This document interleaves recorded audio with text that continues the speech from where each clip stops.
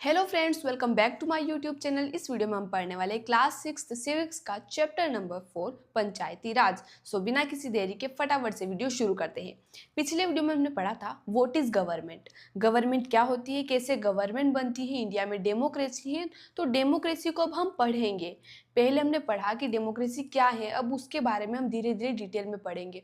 तो इस वीडियो में हम पढ़ने वाले फर्स्ट लेवल ऑफ डेमोक्रेसी, जिसे हम कहते हैं ग्राम पंचायत, यानी कि विलेज लेवल पर कैसे गवर्नमेंट काम करती है, वहाँ के लोगों की समस्याएं कैसे सोल्व होती हैं और जनता कैसे गवर्नमेंट में पार्टिसिपेट करती है। तो बेसिक लेवल से हम समझने वाले हैं।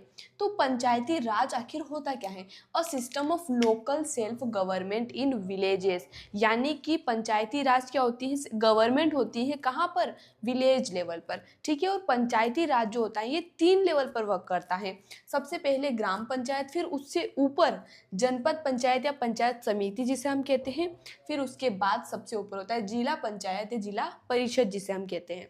ग्राम पंचायत जो होता है वो ग्रास रूट लेवल होता है, यानी कि फर्स्ट लेवल ऑफ डेमोक्रेसी जिसे हम कह सकते हैं, जो एक विलेज के लिए काम करता है। ठीक है।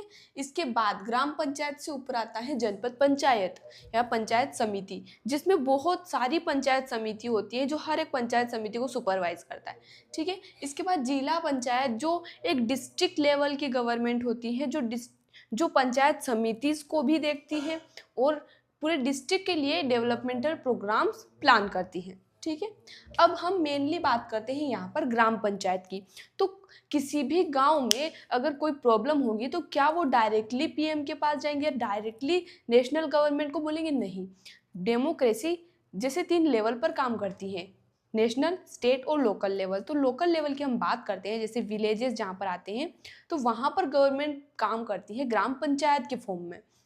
ठीक है। कोई भी गांव होता है उसको छोटे छोटे एरियाज में डिवाइड किया जाता है जिन्हें हम वार्ड्स बोलते हैं। कोई भी गांव है उसको छोटे छोटे एरियाज में डिवाइड किया जाता है और हर एक एरिया को हम क्या बोलते हैं? वार्ड बोलते हैं।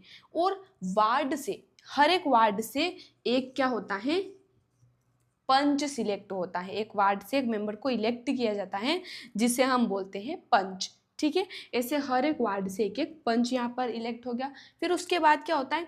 गांव में जितने भी एडल्ट्स होते हैं जिनकी एज 18 साल या 18 साल से ऊपर है, वो वोटिंग के थ्रू सरपंच को इलेक्ट करते हैं। फिर पंच और सरपंच मिलकर क्या बनाते हैं? ग्राम पंचायत बनाते हैं।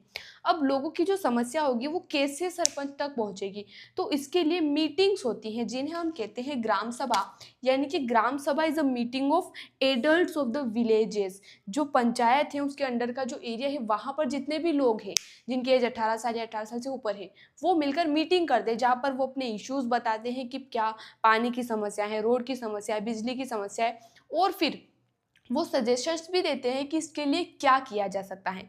फॉर एग्जाम्पल, अगर कहीं पर पानी की समस्या है तो कुछ लोग सजेशन देंगे कि हैंडपम्प को या कुओं को और गहरा किया जाए, या फिर कुछ लोग कहेंगे कि जो रिवर है वहाँ से पाइपलाइंस डाली जाए। तो इस तरीके से लोग सजेशन भी देते हैं और अपनी प्रॉब्लम्स भी बताते हैं। फिर उसके बाद जो सरपंच होता है, वो हेड होता है, वो फिर उनकी समस्याएं सुनता है, उसके लिए काम करता है। और कोई अगर बड़े लेवल के इश्यूज होंगे तो फिर जनपद पंचायत और फिर जिला पंचायत इस तरीके से मिलकर साथ में काम करते हैं। ठीक है। अब इनके पास फंड कहाँ से आता है? कहीं भी रोड बनाना है, कुछ भी करना है, तो इनके पास फंड कहाँ से आता है?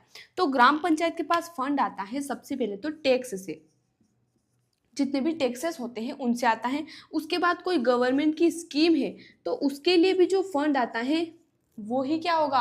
वो इनके लिए इनकम हम कह सकते हैं। तो वो इनके लिए जो गवर्नमेंट स्कीम का फंड होता है। इसके बाद कोई अगर डोनेशन हो गया, डोनेशन अगर कोई करता है तो वो भी यहाँ पर फंड की तरह यूज होता है। तो आई होप ये आपको सब चीज़ें क्लियर हो चुकी होगी। मिलते हैं अगले वीडियो में नए चैप्टर के साथ। धन्यवाद।